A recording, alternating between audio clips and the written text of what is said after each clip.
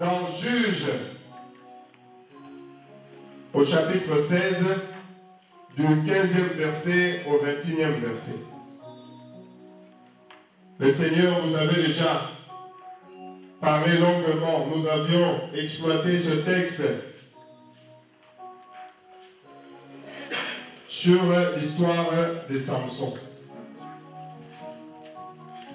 Je vais lire au nom de notre Seigneur Jésus-Christ, Juges chapitre 16 du 15e verset au verset 21.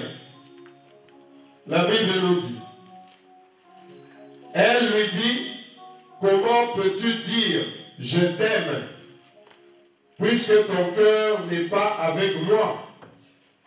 Voilà 3 fois que tu t'es joué de moi et tu ne m'as pas déclaré d'où vient ta grande force. Comme elle était chaque jour à le tourmenter et à l'importuner par ses instances, son âme s'impatienta à la mort.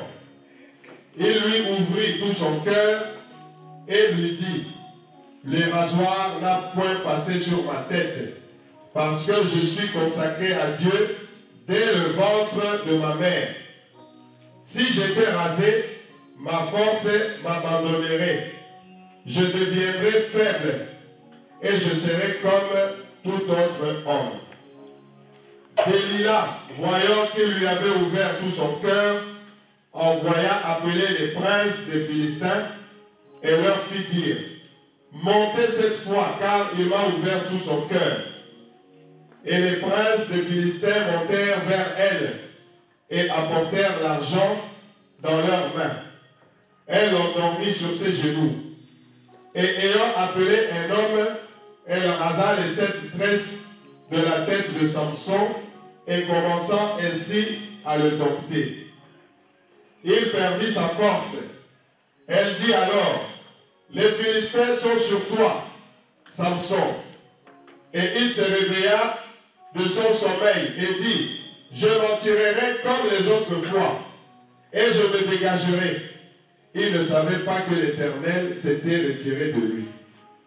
Les Philistins le saisirent et lui crevèrent les yeux. Ils le firent descendre à Gaza et le lièrent avec des chaînes d'airain. Il tournait la meule dans la prison. Alléluia. Applaudissons la parole de Dieu.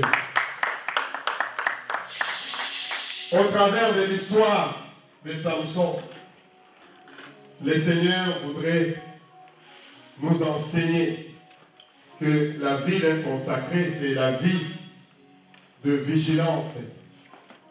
Le thème de ce matin, c'est la force de l'homme consacré à Dieu. La force de l'homme consacré à Dieu. Nous avions écouté l'histoire de Samson. Le Seigneur nous avait parlé la dernière fois des différents types de consécration.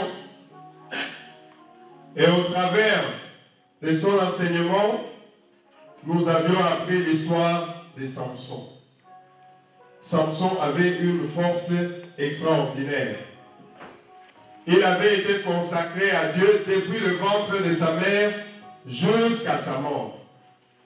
Et l'ange de l'Éternel, quand il avait visité ses parents, il leur avait annoncé la nouvelle que l'enfant que la femme va porter était l'enfant qui sera consacré à Dieu du ventre de sa mère jusqu'à sa mort. C'est ça la consécration. L'ange de l'Éternel n'a pas dit cet enfant va servir l'Éternel pendant 6 mois, pendant 1 an, pendant 10 ans, et puis après il va faire ce qu'il a envie de faire. L'ange de l'Éternel a dit cet enfant sera consacré du ventre de sa mère jusqu'à sa mort. La consécration, c'est une vie de tous les jours.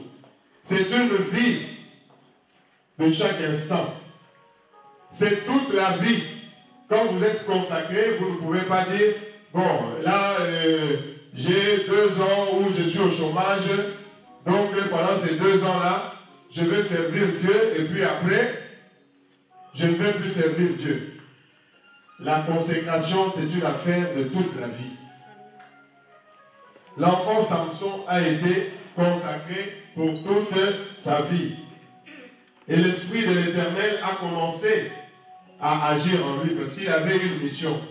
La mission de Samson était de délivrer le peuple d'Israël contre les Philistins. Mais si on remonte encore plus loin, pourquoi les Philistins avaient colonisé, comme on dit aujourd'hui, le peuple d'Israël? C'est parce que le peuple d'Israël s'est rébellé contre l'Éternel. C'est pourquoi l'Éternel les avait punis. Il leur avait tourné le dos. Il leur avait dit, je vais vous maintenir sous le joug des Philistins. Et voilà comment les Philistins ont régné sur le peuple d'Israël. Quand le Seigneur a dit que ces Philistins qui ne le connaissent pas, qui ont leur propre Dieu, qui répondent aux règles de leur Dieu, il faisait souffrir son peuple. Vous savez, c'est comme à la maison quand vous punissez un enfant parce qu'il a fait des bêtises. Il arrive un moment où vous avez même pitié de votre enfant. Moi, je me rappelle quand on était encore au pays, souvent on avait des punitions du genre, tu ne vas pas manger à midi. Alors moi, quand on me donnait ce genre de punition, ma grand-mère s'arrangeait toujours pour m'appeler à côté. Il me dit, viens, viens. Je t'ai préparé un petit bol là. Mange. Parce qu'elle avait pitié de l'enfant. Ça nous arrive aussi, en tant que parents, de punir les enfants. Mais à un moment donné, il faut que la punition serve à conscientiser l'enfant. Il ne faut pas que la punition soit juste pour faire souffrir votre enfant. Si vous aimez votre enfant, vous n'allez même pas supporter. Il y a des parents qui n'arrivent même pas à punir, ne serait-ce que dire, reprocher, faire des reproches aux enfants. Mais quand c'est nécessaire, il faut le faire. Et quand nous le faisons en tant que parents, c'est par l'amour que nous le faisons. C'est ainsi que le Seigneur avait décidé de punir son peuple. Mais devant la souffrance de son peuple, il a dit, je vais envoyer un homme qui va libérer mon peuple du joug des colonisateurs. À l'époque, c'était le peuple philistin qui régnait sur le peuple d'Israël. Donc Samson, en arrivant, il avait déjà une mission. Il était consacré pour toute sa vie et il avait déjà une mission. C'est ça la vie d'un consacré. Dieu va te donner une mission. Et comment tu peux savoir la mission que Dieu t'a donnée? C'est le Saint-Esprit. C'est le Saint-Esprit qui va te révéler.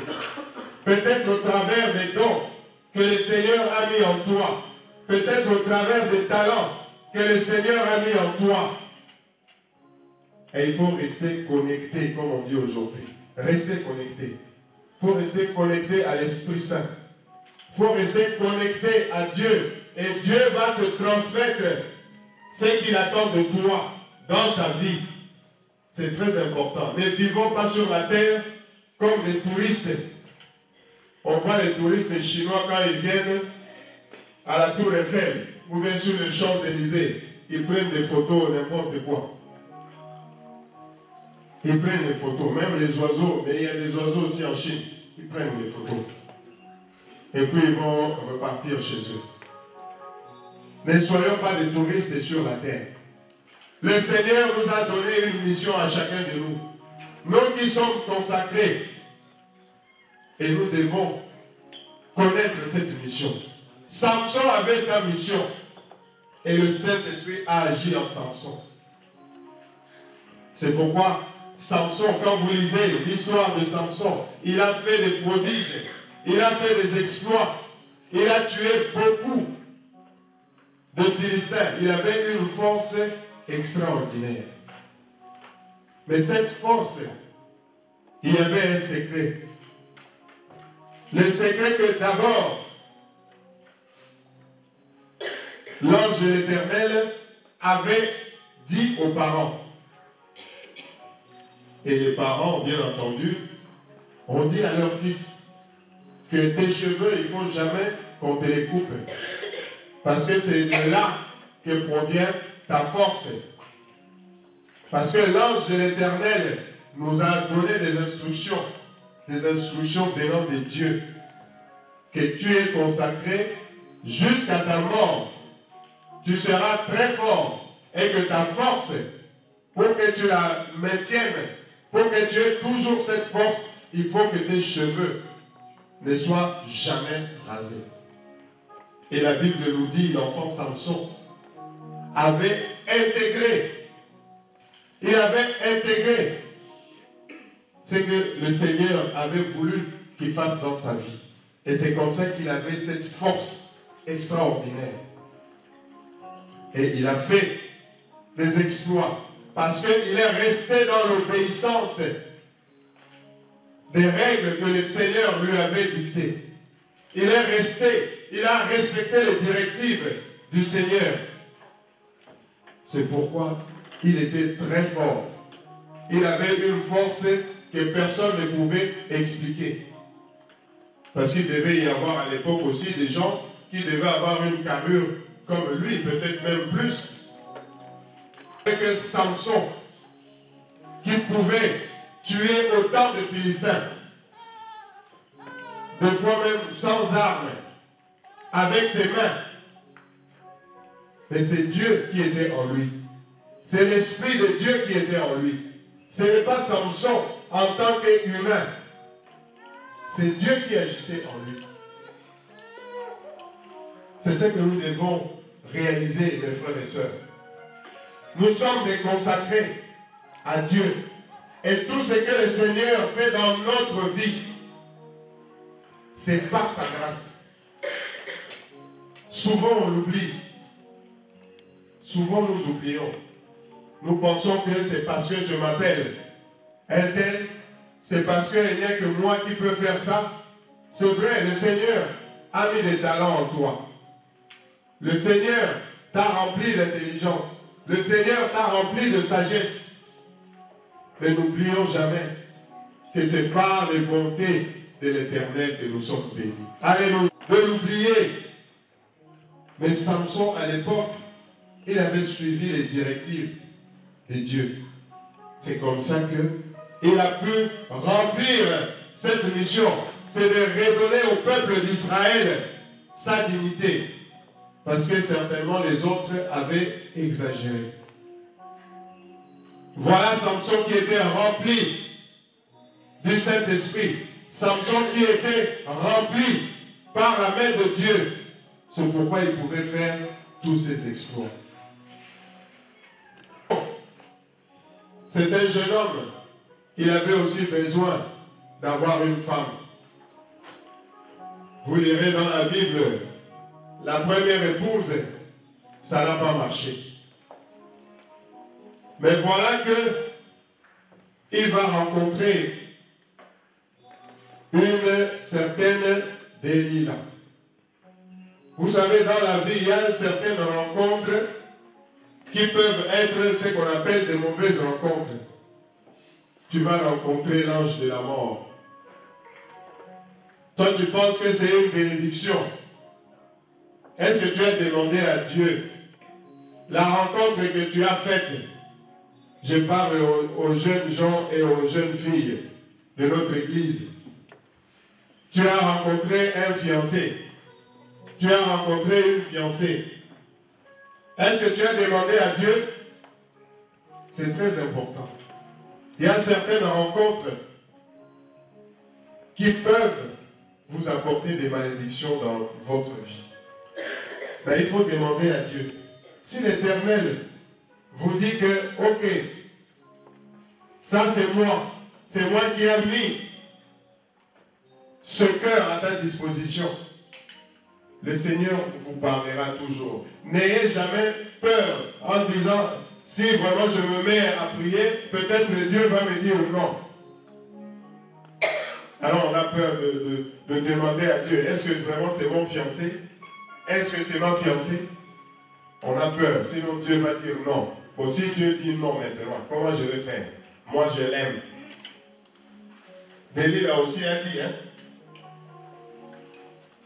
Au verset 15, elle lui dit, comment peux-tu dire je t'aime? Est-ce qu'elle aimait Samson?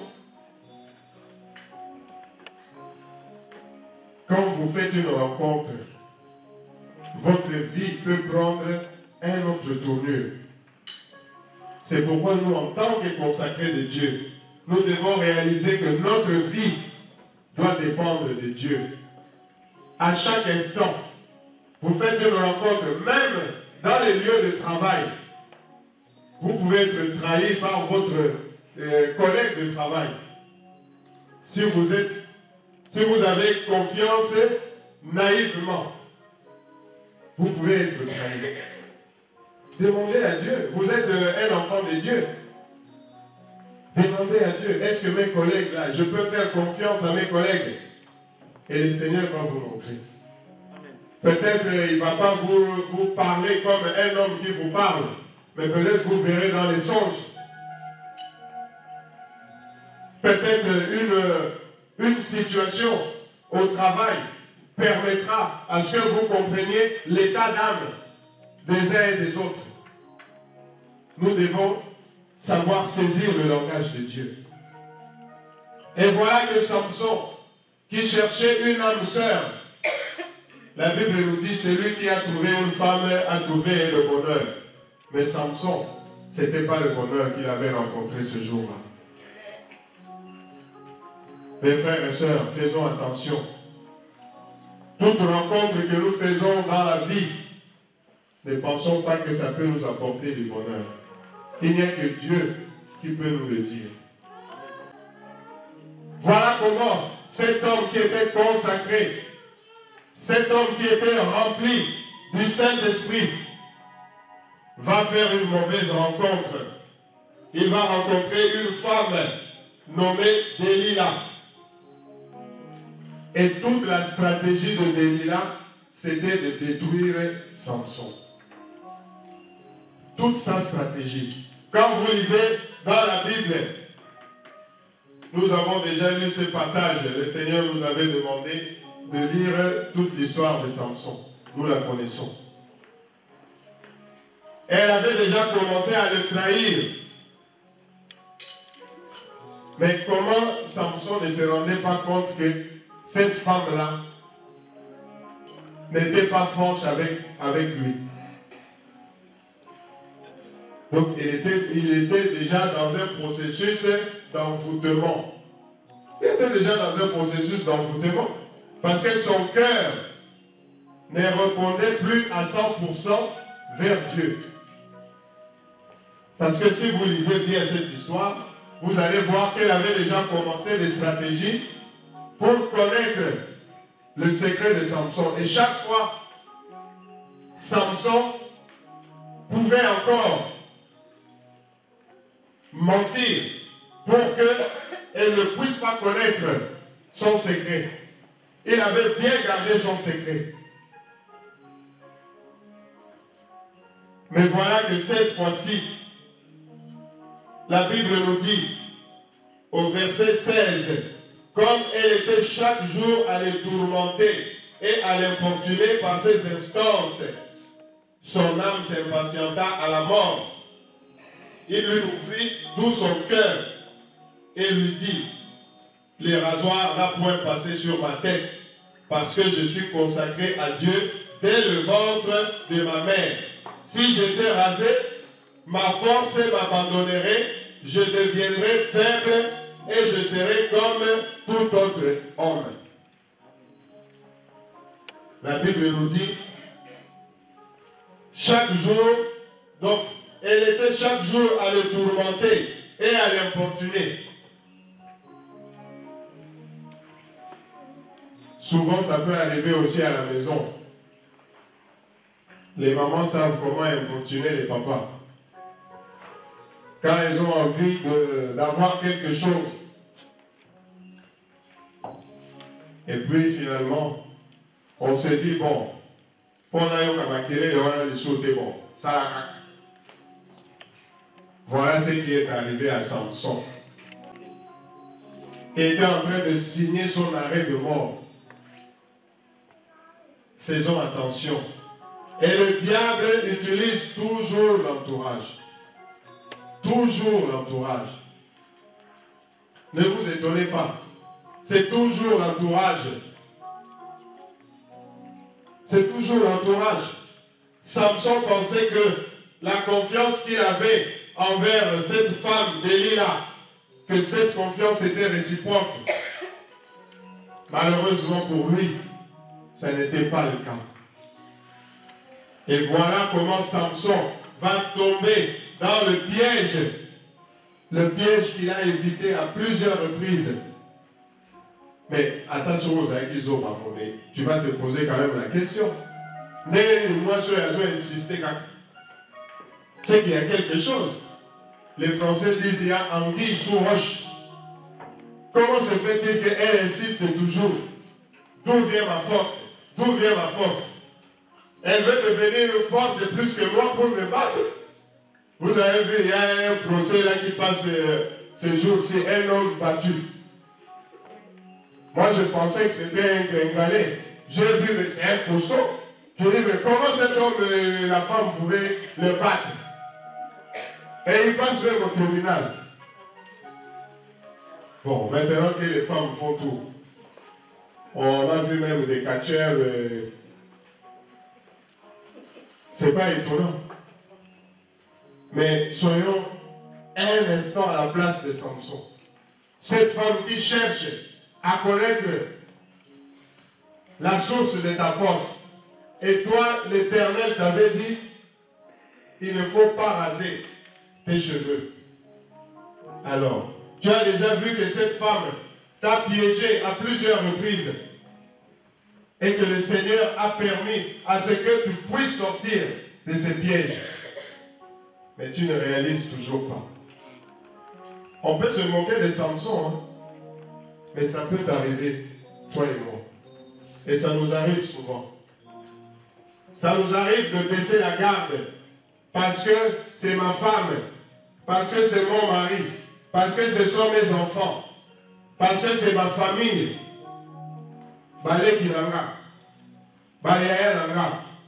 Et on accepte n'importe quoi parce que ce sont les proches. Non, mes frères et sœurs, faisons attention. Le diable utilise toujours les proches. Il ne faut jamais oublier ça. Quand il faut dire la vérité, il faut dire la vérité. C'est même pour le bien de celui qui est en face de toi. C'est pour son salut aussi. Quand il faut dire la vérité, il faut dire la vérité. C'est blessant, c'est vrai. Mais si l'Esprit de Dieu agit aussi chez l'autre, peut-être il va se fâcher à l'instant où vous lui dites la vérité. Mais si l'Esprit de Dieu est en lui, il va aller réfléchir. Elle va aller réfléchir. Et elle va comprendre. Oui, il va comprendre que c'est l'Esprit de Dieu qui m'a parlé. Bien sûr, il faut avoir aussi la forme. Il ne faut pas non plus. Parce que l'autre est en tort. Monter sur ses 10 chevaux, comme on dit en français. Non. S'il faut faire des remarques, oui. Mais dans l'amour. Voilà comment Samson s'est laissé entraîner dans ce piège. Parce qu'il avait confiance totale en cette femme. Il avait une confiance aveugle en cette femme. Or, la femme ne désirait qu'une chose, c'est sa chute. Et elle était corrompue. C'est terrible. Vous vivez avec une femme et il suffit qu'on lui donne un gros chèque pour qu'elle t'empoisonne. Ça se voit. Hein? c'est vraiment une mort tragique quand vous êtes victime d'une situation comme celle que Samson a connue. Parce que vous avez la force, vous avez Dieu avec vous, vous avez tout ce qu'il faut pour réussir, vous avez tout ce qu'il faut pour ébranler l'ennemi. Mais parce que vous avez baissé la garde, parce que vous êtes tombé dans le piège de l'ennemi, voilà que l'Éternel va vous abandonner. De Samson va se terminer. Samson qui avait la force extraordinaire. Samson qui tuait autant d'hommes. Mais voilà que le diable a utilisé ses proches. Le diable a utilisé sa femme. Et Samson est tombé. Il a désobéi. Samson est tombé parce que sa femme l'a trahi.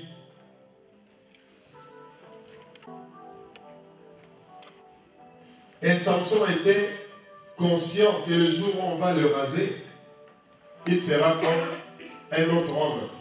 La Bible nous dit au verset 17, il lui ouvrit tout son cœur et lui dit, le rasoir n'a point passé sur ma tête parce que je suis consacré à Dieu dès le ventre de ma mère. Si j'étais rasé, ma force m'abandonnerait, je deviendrais faible. Et je deviendrai faible et je serai comme tout autre homme. Donc il avait conscience que le jour où il va se raser la tête, l'Éternel va l'abandonner.